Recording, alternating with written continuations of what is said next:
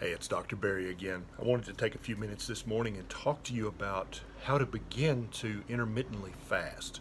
I get a lot of patients who are very interested in this way of improving their health, losing weight, lowering their insulin and blood sugar levels. And I wanted to go over just how you get started this morning. Now, this is going to be a great video to share with your friends and family who are thinking about it, who you've talked to about it, but they're not really sure how to get started doing that. This would be a great video to share with them. So share this on your social media or just send them a link in your email or a text message so that they can begin this wonderful journey with us. Now, you may notice my background's a little different here today. I'm in a lovely flat in the heart of London that we're staying in for the next few days. We're meeting people here. Nisha's meeting people in her genre, and I'm meeting a few people in mine and having a great experience so far here in London. So let's talk about how do you get started intermittently fasting. First of all, is it healthy? Is it natural? Is it weird? Is it normal? Well, you fast for 6, 7, or 8 hours every day of your life, right? You may not know that, but you do. What am I talking about? When you're asleep, you don't eat, okay? So you're fasting, and that's the simple way to look at this. Fasting is not starvation. It's not starving yourself. It's just extending the amount of time that you already do what you do. And what we're trying to do is we're trying to mimic the life of our ancestors, the life that our DNA that rides in every cell of our body was used to for the last 100,000 years. There were times when we just didn't have food to eat. Days sometimes, but that's a little harsh for the world we live in today, so I don't really recommend that form of fasting. If you have never considered intermittent fasting before, you really should look into it. I've had people who are on 3 medications for their diabetes actually be able to come off all 3.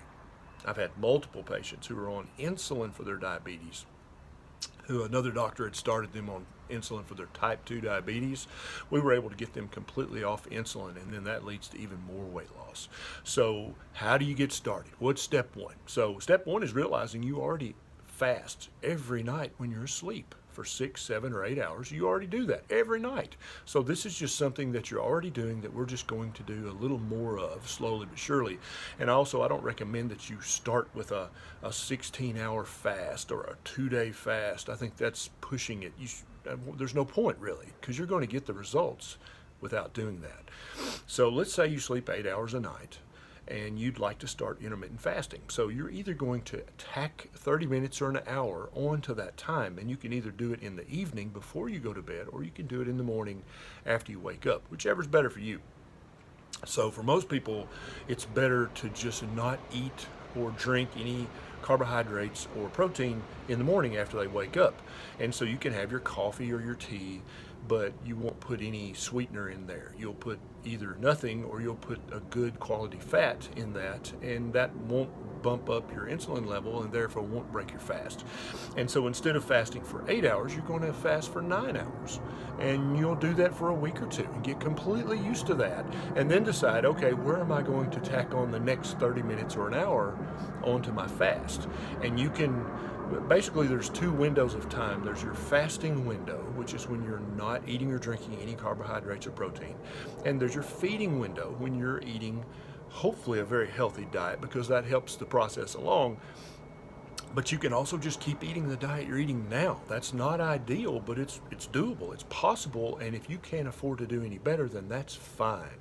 I want you to do the best you can do based on the resources you have and the knowledge you have and the money you have. A lot of people just give up and say, well, I can't do this because I can't afford all that fancy food. Well, yeah, you can do this, okay? You can get started today or in the morning with intermittent fasting, because it's also the cheapest diet in the world, because it costs exactly $0, 0 pounds, 0 euros. It costs you nothing to intermittently fast, because what you're doing is you're not doing something. That's also why you won't ever hear a big corporation or a company or even probably the American Heart Association or the American Diabetic Association. They will never ever endorse intermittent fasting because there's no money to be made off of it. Okay? I don't make a penny off intermittent fasting, and nor will anyone else, because there's no product to sell. Once you understand how to do it, you can literally do it from your home. You can do it if you're homeless. You can do it from the stoop. If you're in prison, you can do it in your prison cell. No one can stop you from doing it, and no one can charge you for doing it. So it's really a very beautiful way to get healthier. And so all you're going to do is just increase the amount of time in each 24-hour period that you don't eat. And you don't want to really break these times up. You want it to be one continuous period of time. And that's why basing it around your sleep time is the easiest way to do this, is because you're already fasting when you're asleep. I'm sorry for the ambient noise. There's police and airplanes and everything here in downtown London. Just I hope it's not too loud with my AirPods. So ultimately, what you'd like to get to is at least fasting for 12 hours. And so you're going to be tacking an extra 4 or 5 hours onto your sleep fast with a waking fast as well, so that your entire non-interrupted fasting window is 12 hours long at least. And that's really when you're going to begin to notice the benefits. If you're a diabetic, your blood sugars are going to really start to come down, not in a dangerous way, but in a good way. You actually want your blood sugar to come down. So many diabetics are told, oh, you want to keep your blood sugar, told by other doctors, not by me, you want to keep your blood sugars from 120 to 200. If it gets any lower than that, it can be dangerous. That's like the worst advice in the entire world. I'm not a diabetic. My blood sugar right now is probably 80. It's probably 70 because I haven't eaten. I'm still in my fasting window. So yeah, you don't want your blood sugar to be above 120 ever if you can help it, because you're doing permanent damage to every cell in your body when that happens.